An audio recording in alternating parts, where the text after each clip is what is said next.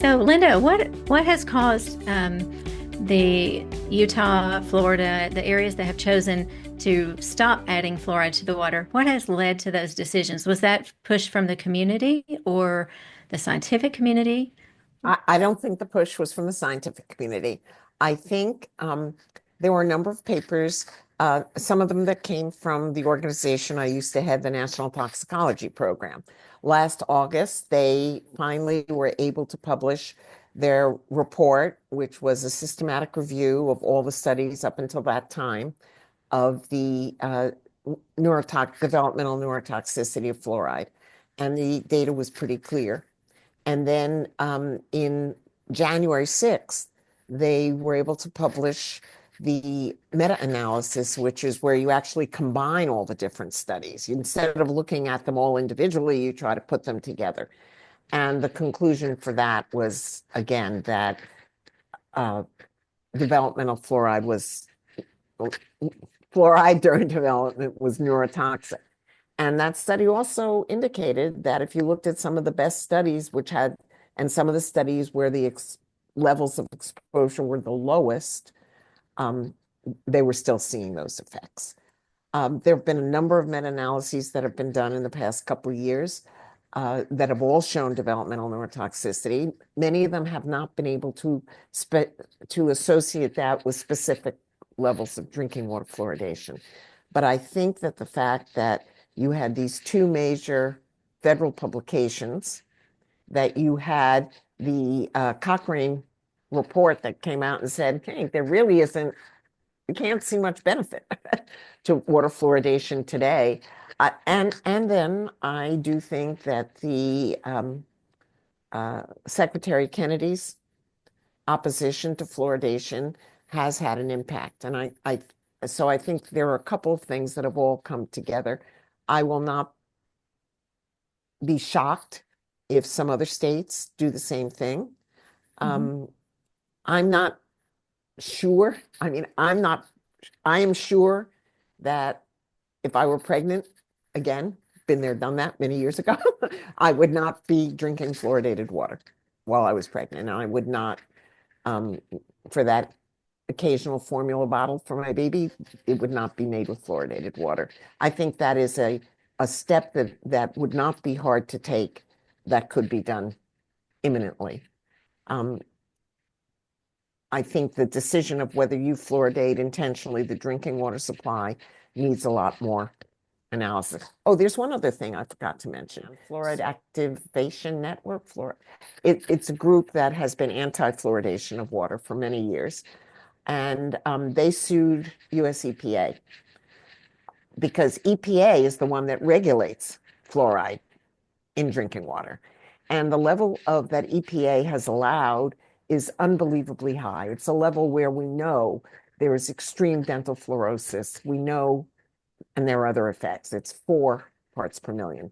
When it's clear, even WHO has had, their recommendation was 1.5, which is similar to where CDC used to be before 2015, where of 1.2. And, 4 is higher. 4 is your level of allowed fluoride in the water. And yet, for years that 1.5 is a problem. We now know that 1.2 is clearly a problem. I think the new data suggests that even lower is a problem. Anyway, in that case, the judge in the Ninth Circuit federal court based in San Francisco had been waiting for the National Toxicology Program reviews, which were, very honestly, their publication was delayed for many years because of opposition from some of the medical and dental establishment. And when it finally was released in April, the Judge Chen issued his ruling several weeks later. And so I think it's the publications, which are based on all the new data. And I should tell you that meta-analysis is being updated because there have been several new studies that have come out since that was published. So I think it's a kind of a culmination of things that have all happened. I think that's one of the things that's so hard for the average person to to wrap their head around is if, something has, we're getting municipal water, you expect that it's safe for you. If there's a product on a shelf, the assumption is, I had a patient tell me this week, well, if I can buy it on the shelf, it must be okay. But she's become a lot more in tune, she said, to looking at labels and reading. And I think that's why it's so important to get that information out there, because there is the assumption that the government is looking out for us, but we can't rely on that. So, like, for instance, if a woman who is pregnant doesn't want fluoride, where can she get it that she can be sure that she's not getting fluoride in her water? Does she try to? Most bottled water is not fluoridated, and she can, if she is on a municipal water system, she can check with her system whether they add fluoride or not. I know in my water system, at least once a year, there is, I get in the mail, I don't even have to go on the computer. I get a hard copy of what's in my water, what's been detected. So, I mean, there are ways you can find out what's in your water. But if you're concerned, you could drink bottled water. And as I said, there are other issues with bottled water, like Right. That microplastics. was going Yeah, to be let's, my let's say you run from one thing, you bump into another. And so there we got the microplastics in the bottled water. So That's correct. yeah. You, yeah, I mean, and you could say that you have different problems, but we right. know that fluoride could affect the developing brain. So why intentionally expose yourself to it? And to me, what always would get the thrown up at me was, well, then poor people, or people who are disadvantaged in one way are not going to get the fluoride they need to protect their teeth. And I mean, fluoride can be protective against cavities, but why give it to populations for whom there's no benefit, which is anyone without teeth, and fetuses and young infants don't have any teeth. There's no benefit to them. And when the benefit is totally topical, there are other ways to deliver it, like fluoridated toothpaste, like fluoridated mouthwash, like swishing. I think that's something that we have to be looking at. And in a lot of ways, with a lot of things, we have to look at the lesser of two evils. Okay, could we save, maybe have just one less cavity, but we're losing IQ points.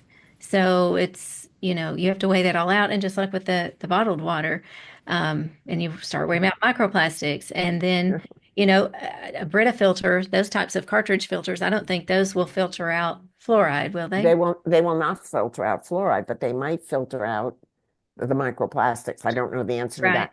I know that reverse osmosis Hmm. will remove fluoride. It will also Right. remove PFAS, Yeah. which which is good. But so there are certain things that you as an individual could do. If local governments are reconsidering fluoridation, what scientific and ethical factors should they be considering? Well, I think the one we've kind of addressed, which is the idea or the concern that will people who are disadvantaged for one reason or another not get fluoride when they have teeth, and it could provide a benefit. And at the current level, recommended level of fluoridation, which, as I said, is not always hit, and in some states they have a higher recommended level. I think it's important to realize it's a public health service recommendation. It's not a law. The Right. law, Right. is EPA says you can't exceed a certain level in your drinking water, and EPA was ordered by the judge to relook at that level. Whether they are doing it, I don't know. They should be, Mhm. but they have lots of other things that they're looking at. But if EPA, for example, were to say that the maximum contaminant level that can be in municipal water systems is, say, 0.5, to me, a low level would make, if you're going to do something, would make more sense. Since when do you want to have something where they were, as I said, 4 was ridiculously high, but you normally don't want to have what's called a therapeutic index, of less than 10. So even if you said 4, then you would want to say, then with an adequate therapeutic index, you'd be down at 0.4. And we're currently recommending, the Public Health Service recommends higher than that. So Keith, I don't know if you would want to comment on that therapeutic index, but the only time you have drugs which have a smaller therapeutic index than say tens are things that are really major life-saving kinds of things where it's almost an issue of life or death that you use something. Right. So a lot of the media coverage surrounding these topics, a lot of times people that are against fluoride or other things, they tend to portray those as sort of conspiracy theorist or, you know, uh, rather they're looking at them as kind of kooks. They're just kind of, out there. And what do you believe drives that portrayal? And I I think it kind think, of ties into also why they try to delay like the toxicology program report that came out. I mean, well, I think if some of it is a little historical, although certainly it pertains to other scientific issues too. right. But, when I was a kid and fluoride was first introduced in 1962 to drinking water, uh, the John Birch Society, which was kind of a fringe group, said this is a communist plot to weaken the brains of our children. That was the thing. And, for years, I thought, like many people, that fluoride was terrific in the drinking water. And I thought, "Oh, it's just, this is, I didn't believe the John Birch Society, but you keep hearing it's a communist plot. You think, well, maybe this isn't such a good thing to do. So unfortunately, I think that um, idea is still around. I think people think that this is something that is being, uh, it's kooks who are saying this was done by communists. And even if you're not, I think most of us are not as concerned by communists doing that in our drinking water. Uh, I think that's kind of where it comes from. But today, I think you have many legitimate mainstream medical people, even some dental people, and scientists who are saying we've really got to look at the risks and the benefits. And there are no benefits to infants and fetuses. Well, it's a very, very interesting topic to me, and I think everybody should, educate themselves on it, and so they can make good decisions for themselves and their families. Um, so we appreciate you talking to us about all of this. I think it's Yeah. just fascinating. So all those pregnant mothers out there, they know what to do now. That's for sure. Well, I hope that they consider it. Right. You Mhm. know, again, the not everybody's drinking water is intentionally fluoridated. I mean, as I said before, Utah banned it and Florida is going to ban it, and a number of municipalities have stopped doing it. It was about 70%. So that means there are a lot of people. And then there are people, there are over 2 million Americans, I believe, who have fluoride in their water naturally. And in Mhm. some cases, their levels are pretty high. And I think that is a clear warning for Right. those populations that if you're thinking of becoming pregnant, when you're pregnant, for your infant, if you're not going to nurse your baby or when you don't nurse your baby, don't use fluoridated water. Absolutely, because in those areas that are naturally high, like in Texas, Bartlett, Texas, when they did studies there, they saw increased risk in cataracts, bone issues. Mhm. So I think, and people with well water too should have their waters tested to see what is the content. If, if you're in an area where it's known that fluoride is in the water, naturally occurring, you should have your water. I mean, if you have a private well, the water can taste great, but you really want to have it tested and make sure you don't have arsenic, for example, in it, or lead, or fluoride. I think those are very important things that you should do. Good advice. Hmm. Advice. Very good. We can't thank you enough again. It's been always a pleasure, and we look forward to hearing you speak on a national level more and more. We love to Well, hear.